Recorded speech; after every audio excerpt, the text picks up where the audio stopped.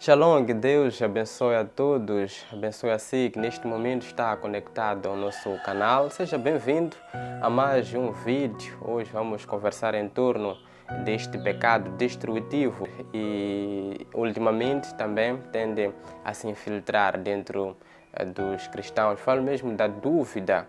A dúvida é um pecado destrutivo que não pode em nenhum momento fazer parte dos cristãos.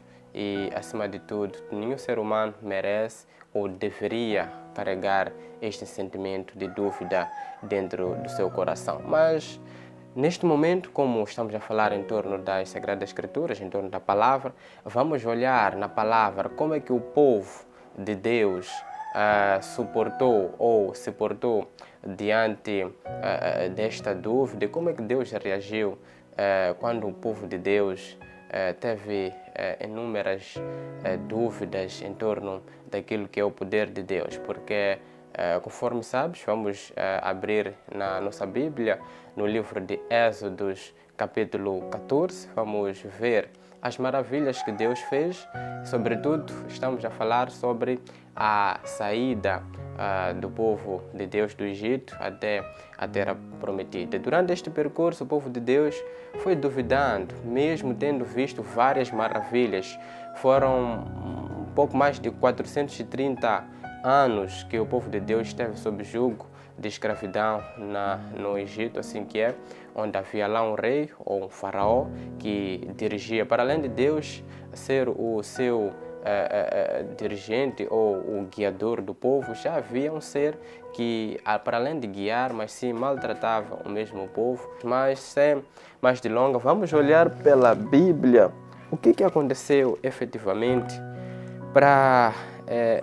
o que aconteceu lá com os nossos irmãos, com os crentes daquele tempo, o que aconteceu de facto. Vamos abrir a nossa Bíblia no Êxodo, livro de Êxodos, assim que é. Temos um título que diz: Deus anuncia a ruína dos egípcios. Aqui Deus falou a Moisés que poderia tirar o povo dele do Egito, a terra prometida. Foi anunciando, não vamos poder ler tudo, vais poder ler com mais vagar todo o capítulo, tem lá todas as explicações, como é que Deus foi planejando esta retirada do povo.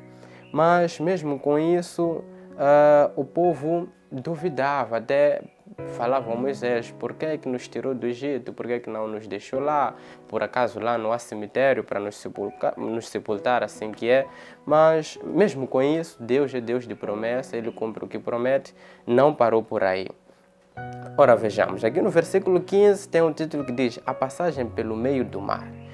O povo já havia saído do Egito, se deparou com um obstáculo, que era o mar. Por detrás havia o exército de Faraó e pela frente havia o mar. Agora, como é que poderia o povo se safar desta grande dificuldade?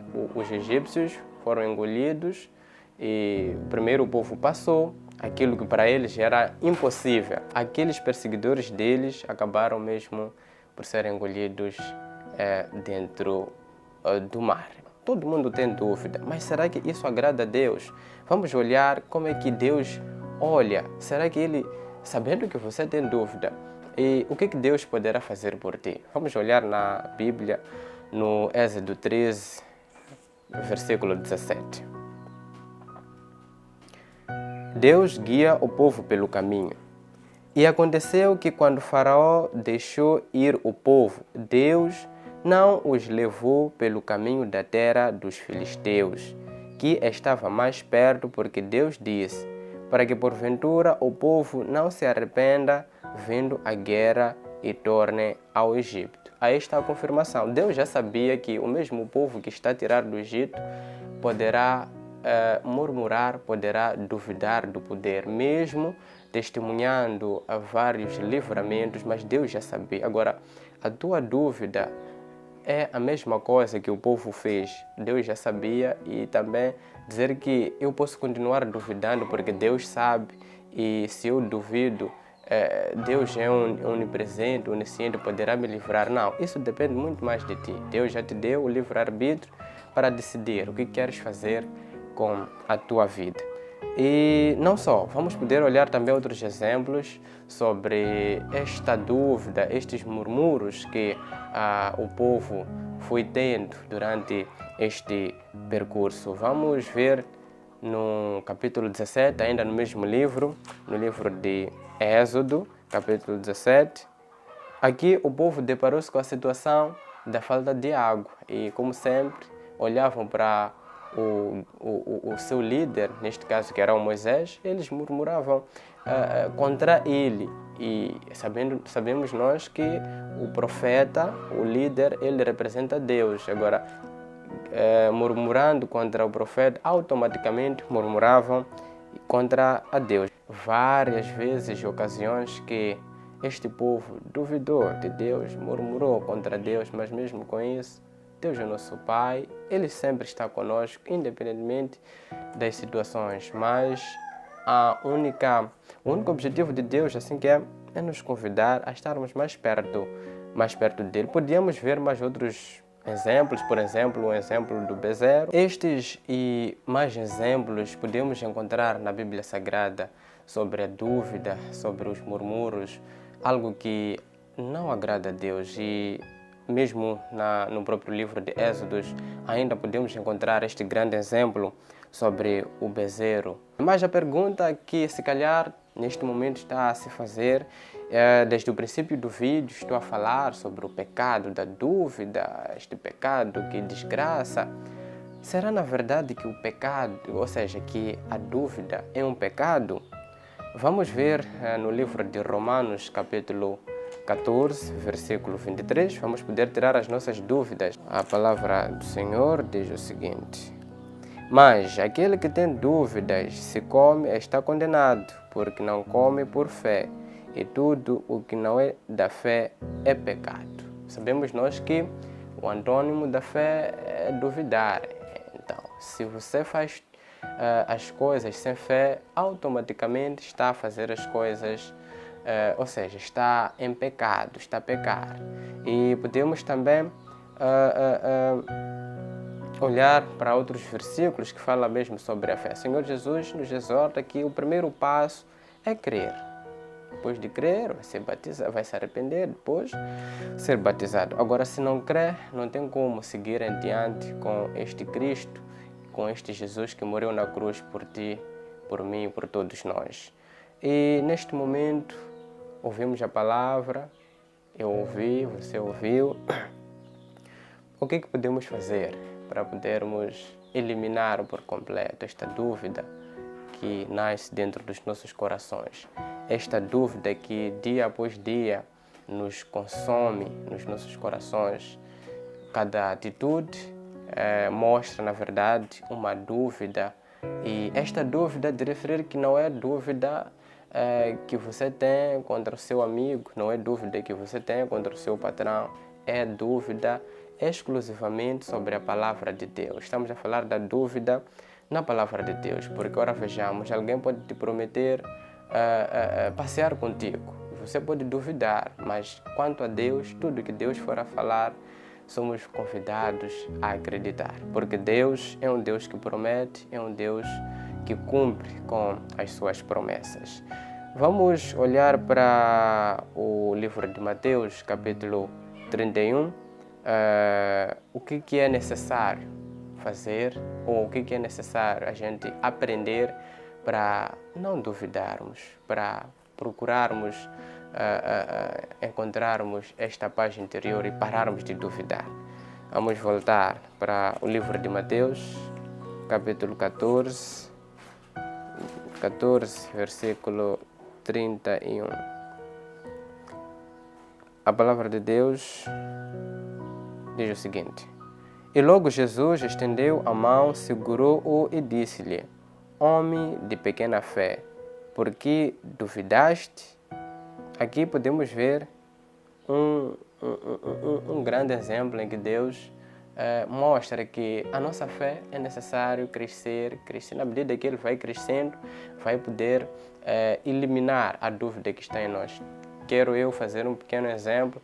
São duas coisas em paralelo. Na medida que uma cresce, a outra vai ficando pequena e automaticamente aquilo que cresce mais vai poder vencer aquilo que está em menor escala. Então aqui somos chamados a aumentar a nossa fé. Como aumentar a nossa fé? Através da palavra, através de ouvir a palavra, através da meditação, através do companheirismo com os irmãos, porque na medida que você se isola, o Satanás acaba te torturando, mas quando você se envolve com as pessoas que estão na mesma atmosfera, acaba elevando a sua fé, vai perceber que até aquilo que você achava ser algo estranho, vai perceber que você no seu interior já havia, só que faltava este momento de se potencializar ou este momento de se regar para poder crescer. Então, são essas pequenas coisas que podemos julgar pequenas, mas são muito importantes. A meditação, a oração, o companheirismo. Tem-se dito que não tem como uma lenha fazer uma fogueira só, precisa de mais lenhas para poder, junto às lenhas, neste caso, fazer uma fogueira tão grande e poder dar aquele brilho e aquelas chamas que até aquele que está longe poderá perceber que na verdade ali existe uma chama. E outra coisa, para terminar mesmo nosso vídeo, prometi que não poderia me alongar, vamos olhar para o livro de Judas, capítulo 1, vamos ver qual é a recomendação de todos nós que professamos a crença no Senhor Jesus. O que devemos fazer? Porque estamos numa luta, estamos numa batalha e estando numa batalha é necessário a gente saber como lutar com alguns obstáculos. Vamos olhar para Judas e de referir que Judas só tem um capítulo, se não estou em erro. Só tem um capítulo. Vamos. Prontos, achei. Judas, capítulo 1, versículo 22. Mas vamos começar a partir do versículo 20 mesmo. Diz o seguinte: mas vós, amados, edificando-vos a vós mesmos sobre a vossa santíssima fé, orando no Espírito, conservai a vós mesmos no amor de Deus, esperando a misericórdia do nosso Senhor Jesus Cristo, para a vida eterna, e apiedai-vos de alguns que estão duvidosos. Aí está.